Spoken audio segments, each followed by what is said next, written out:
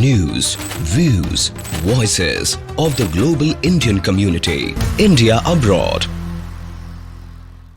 Even though he has had a heart transplant back in May 2021.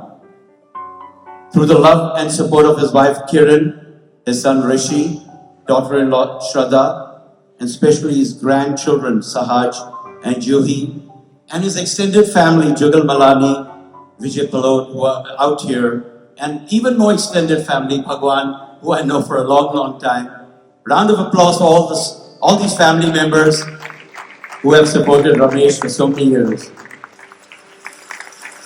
And Ramesh is here tonight to announce his pledge to the HAF with the $1 million, let me repeat that, $1 million committed over the next 4 years.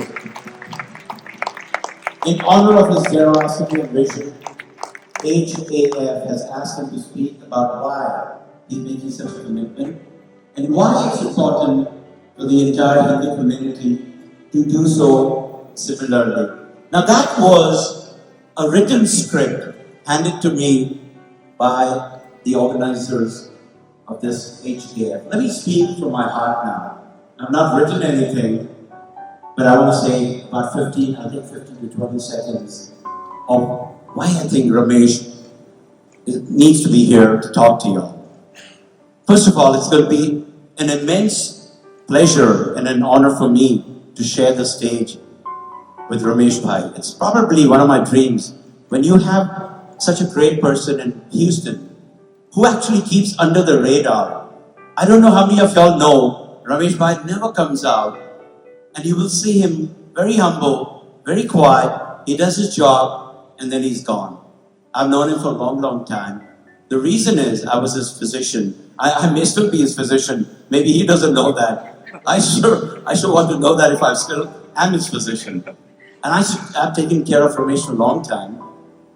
And he obviously needed super specialists at the medical center as he was undergoing a cardiac transplant. But let me just share a few moments. His interaction with me in my office was amazing. I say amazing because the poor man would sit for 2 hours waiting for me, and never once did he complain. In fact, he would joke with me and say, "You came 5 minutes early today. How did that happen?" I'm like, "Sir, I'm sorry I got late again, but I promise it'll never happen again." I think I lied at that time. Ladies and gentlemen, I want you to stand up. Please stand up and honor this gentleman. Let's give him a standing welcome, a Texas style. Mr. Ramesh Bhutada. Thank you, sir.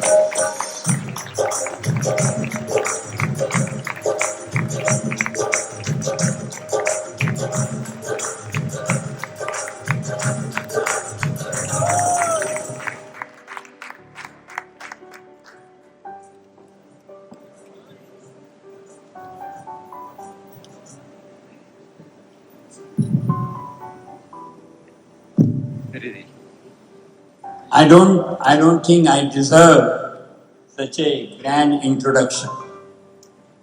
Okay. You deserve more.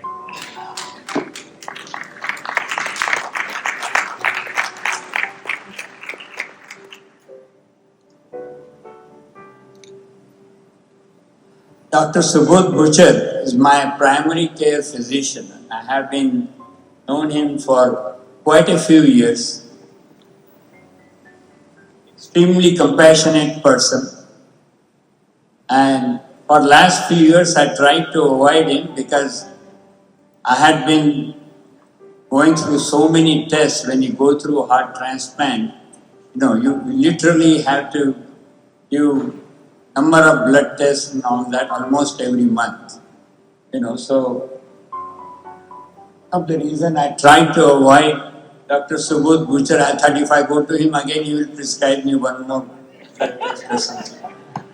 But anyway, leaving that aside, I have been very, very fortunate in my life that I had great friends like Subodh Butcher and like quite a few amongst you all. Now, I was asked to say why did I really decided to give this donation to HAF. I will like most of us to go through a history lane. When we were growing up, quite a few of us grew up in India, were born in India, grew up in India, went to school in India. And as I think Suhag pointed out, that we are all the victims of colonial education, where we honestly knew very little about our heritage, very little about our heroes, about our saints, about your rishis, about the great scriptures which exist. How many of us know this term Vasudhaiva Kutumbakam till it came on G20?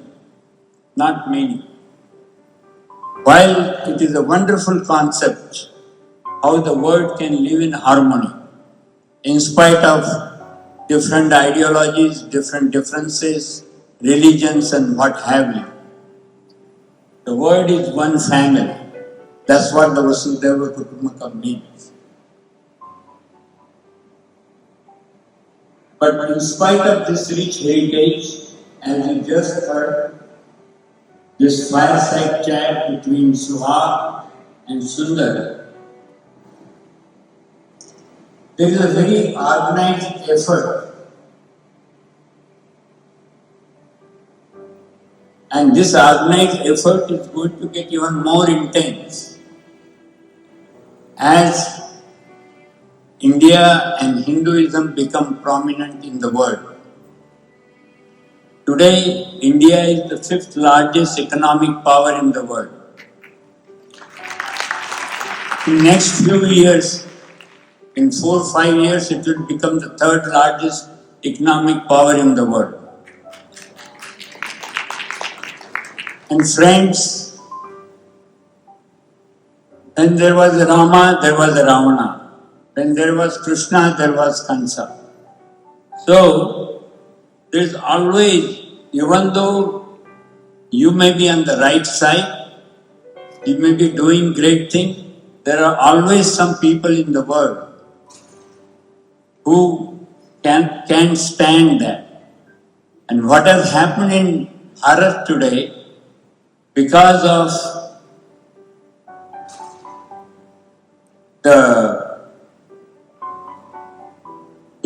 the development and Bharat, I mean India progressing so well, so-called leftist liberal lobby is not finding any place in Bharat. At one point, if I recall well, in 1950s, 60s, 70s, 80s, they ruled. They were the elites of Indian society. Today, they are being marginalized. And since they are marginalized, they are coming to the West. They are really not liberal. They are probably left and as anti-liberal as they are, they call themselves liberal. That's why I'm using the term loosely. They call themselves progressive, but they are anything but that. These people think that they can come to the West and, as Suhag pointed out, team up with Hindu-phobic forces over here and try to bring pressure on the government of India. And this happens very routinely. And for a purpose like that, we have to build our dharmic institutions. institutions like HIF, Hindu University of America, and even at the local level, like Texas Hindu Campsite. And that is where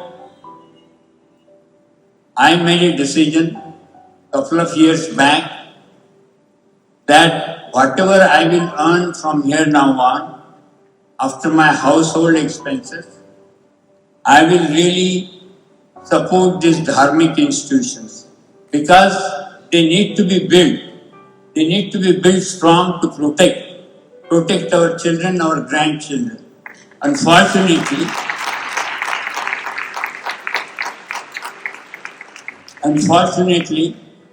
lot of the elites in our society being brought up under the colonial education system still really don't understand the importance of our heritage, our dharma, and all that.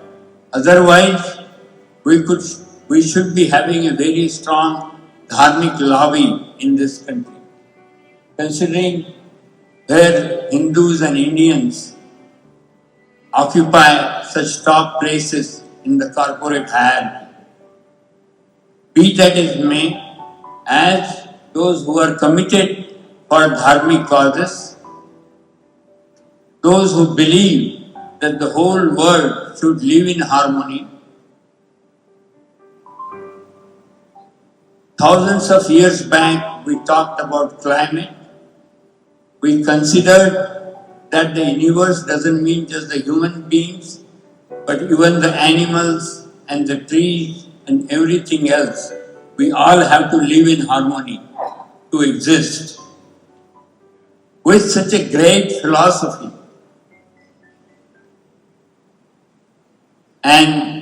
but to really ourselves need to really get educated. As on one side, we have to get educated about our heritage, about our dharma, and what it has to offer to the world. On the other side, we have to fight these Hindu-phobic forces at all levels because they are going to impact. They are going to impact our children, our grandchildren, if when they go into any management type of positions or they set up their own businesses, just like Sundar had his startup, and what he faced with. No fault of his. And mind you, the prosecutor mindset in this country, because I have been a victim of that myself with the Federal Trade Commission, another prosecuting agency of United States. The people who work over there, who are mostly attorneys, they are only interested in making their resume. They are not interested in right or wrong. All they want to show on their resume how many cases they won. And what Sundar was saying is very true. They are not interested in listening what you have to say. All they are interested in is how they are going to win their case against you. That is why we have to be very vigilant. We have to really build these dharmic institutions to fight for us as well as to educate us. We ourselves are not very well educated. I really understood the importance of Hinduism when I became 60 plus years old. And that shouldn't be the case. I should have known that when I went to the school in India, but unfortunately our education system doesn't really, being product of the colonial education system and colonial history and all that, we are all victims of that. And that is why it's very essential for us to support these dharmic institutions. And I will urge each and every one of you, please support as much as we support our temples and all that, which is important. But even more important in my opinion is, if you want to protect the temples, if you want temples to flourish, if you want temples to be providing what they need to provide the services to the society, we need to build and support these dharmic institutions be it BHF, be it Hindu University of America, and things of that nature, because that is what we are going to need. So I will urge each and every one of you, please, in whatever way you can, no donation is too big, no donation is too small. I always believe that the bhava in which the feelings you do donation, that is what is more important. Thank you.